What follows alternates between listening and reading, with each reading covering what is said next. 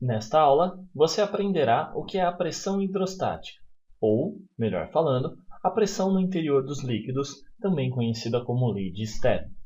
Essa é mais uma aula da série de hidrostática da física. A pressão hidrostática nada mais é, então, do que a pressão no interior dos líquidos. Nós já vimos, na aula de pressão, que a fórmula é dada por força sobre a área. E essa força aqui, nós podemos colocar uma das diversas forças já aprendidas lá na dinâmica. Peso, normal, força elástica e assim por diante.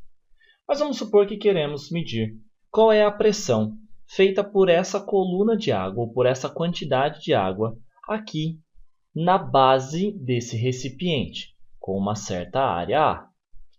Para poder calcular essa pressão, nós precisaríamos medir qual é o peso dessa quantidade de água e dividir pela área do recipiente. Uma tarefa que nem é tão difícil nessa situação. Mas você já deve ter ouvido falar que é perigoso você entrar numa piscina e ir tão fundo nela sem uma devida proteção, pois a pressão no interior do líquido ela vai aumentando conforme você vai descendo sobre ela. Vamos supor que você está em um determinado ponto aqui qualquer e quer medir qual é a pressão nesse ponto. Você precisaria medir qual é exatamente o peso da coluna de água que tem acima de você e dividir sobre a área do seu corpo. Aí sim, uma tarefa um pouco mais difícil. Por isso aqui nós temos, pela lei de Stern, uma maneira de facilitar os nossos cálculos. Basta você, a partir da equação da pressão e essa definição de peso, encontrar qual é a formulinha mais fácil de se resolver isso. Vamos lá. Nós temos então aqui que a pressão é dada pelo peso sobre a área. Recordando, o peso pode ser dado por... Não confunda aqui o peso, eu vou escrever para não confundir com P de peso e P de pressão.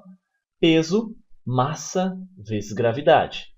Então aqui no lugar do peso, eu vou colocar massa vezes a gravidade e vou continuar dividindo pela área. Então, aqui nós temos, por enquanto, a pressão. Vamos colocar a flechinha aqui, força, unidade vetorial, sobre área. Ainda assim, não é tão fácil de achar, pois nós temos o problema da massa de água e da área do seu corpo, no caso aí de você estar dentro do recipiente, ou, no caso aqui, da área da superfície desse recipiente. Nós temos, então, lá da aula de densidade, que densidade é igual a massa sobre volume. Com isso, nós podemos escrever, então, que a massa é dada por densidade vezes volume. Vamos lá. Pressão. No lugar da massa, eu vou colocar densidade vezes volume vezes a gravidade dividido pela área. Algumas questões são mais tranquilas aqui agora. A densidade da água, a gravidade, porém, o volume seria o volume de água que nós temos acima de você, ou no caso do recipiente, o volume do recipiente. Também não é algo tão fácil assim de identificar. No entanto, geometricamente e matematicamente, nós podemos escrever que volume é a área da base vezes a altura do recipiente. Então, aqui, nós vamos substituir o valor do volume por área vezes a altura do recipiente vezes a gravidade dividido pela área. Matematicamente, nós podemos eliminar a área e ficaremos, então, que a pressão hidrostática é dada por dGH. E agora sim nós temos aqui condições mais fáceis de determinar qual é a pressão no interior de um líquido. Basta você identificar a densidade do líquido, aqui a aceleração da gravidade e aqui que nós chamamos de altura ou profundidade. Observe então, nesse recipiente nós podemos encontrar a densidade do líquido aqui. A gravidade, normalmente, é a gravidade do planeta Terra. E a altura ou a profundidade vai ser o valor aqui da superfície de separação entre o líquido e o meio e o ponto onde eu quero calcular essa pressão. Se for no interior do recipiente, eu calculo o tamanho da coluna toda. Algo importante a ser considerado aqui é se esse recipiente está aberto ou fechado. Pois caso você esteja aqui na borda desse recipiente, eu estou dizendo você porque é uma situação mais fácil de você imaginar, você numa piscina. Se você está com a sua cabeça para fora da piscina, a nível do mar, você estará nesse instante recebendo aqui do ar uma pressão que nós chamamos de pressão atmosférica. Portanto, quando você está em um determinado ponto A, no fundo desse recipiente, você estará recebendo a pressão dessa coluna de água, mais a pressão atmosférica que também estará sendo exercida sobre você. Então, aqui é muito importante, em exercícios, você perceber se o recipiente está aberto ou fechado.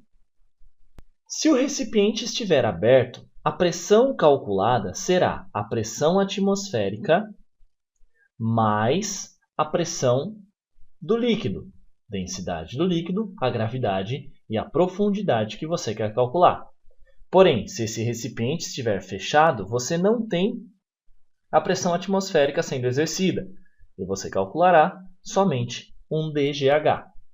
Muita atenção aqui, pois os exercícios dará para você essa pressão atmosférica como um ATM e você não pode usá-la para resolver ou calcular os valores aqui de densidade, gravidade e altura, principalmente porque a gravidade estará em metros por segundo. Você terá que fazer a transformação que nós já estudamos e já te ensinamos lá na aula de pressão. Um ATM é 1 vezes 10 à quinta Pascal, que é a mesma coisa que Newton por metro ao quadrado. Preste bastante atenção, então, na leitura do exercício, se é um recipiente aberto ou um recipiente fechado, para somar a pressão atmosférica sobre o cálculo que você está fazendo. Outra constatação importante feita por Stevin é a seguinte. Vamos imaginar dois pontos aqui distintos, A, cuja profundidade do líquido aqui é dado por HA, e o ponto B aqui, cuja profundidade é dado por HB. Se eu quiser calcular a pressão no ponto A, a pressão no ponto A vai ser dada, o recipiente estando aberto, por PATM, que é a pressão atmosférica, mais dGHA, como acabamos de ver.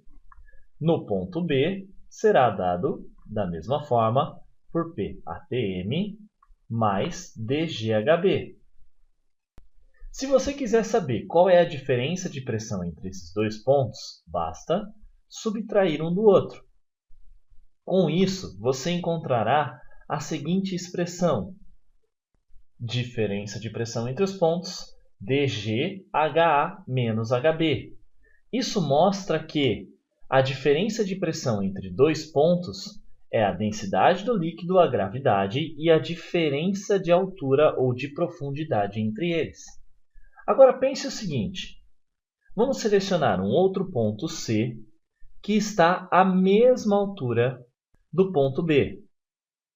Se eu usar o mesmo princípio que eu fiz aqui, eu vou ter a constatação, estando o líquido em equilíbrio, que a pressão no ponto C é igual à pressão no ponto B.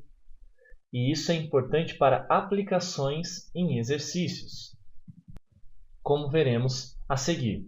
Então, preste bastante atenção. Se dois pontos estão à mesma altura, eles terão a mesma pressão. Essa pressão ela pode ser calculada não somente para líquidos, porém, como também para gasosos. No entanto, pela densidade e a gravidade ser um valor muito baixo, essa diferença de pressão só é sentida para grandes diferenças de altura. Por exemplo, quando você sobe num pico muito alto, aí sim você consegue perceber a diferença de pressão.